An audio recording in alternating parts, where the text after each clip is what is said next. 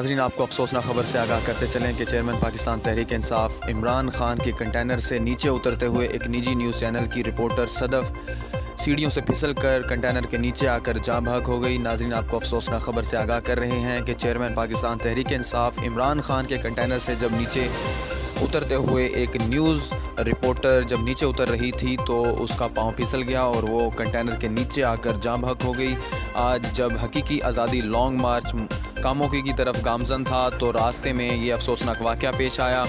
नाज़रीन, एक निजी न्यूज़ चैनल 5 की रिपोर्टर आज कवरेज करके जब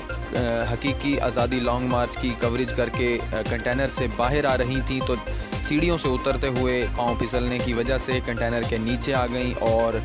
उनकी मौत वाक़ हो गई। नाज़रीन, ये अफसोसनाक ख़बर, एक न्यूज़ रिपोर्टर जिसका नाम सदफ़ बताया जा रहा है, आज वो हकीकी आज़ादी लॉन्ग मार्च में चेयरमैन तहरीक इंसाफ इमरान खान के कंटेनर के नीचे आकर जाँ भाग हो गई और उसके बाद चेयरमैन पाकिस्तान तहरीक इंसाफ इमरान खान ने आज के दिन, यानी कि तीसरा दिन है आज लॉन्ग मार्च का, तो उसका आज उसके फ़ौरन बाद ही इख्तिताम कर दिया।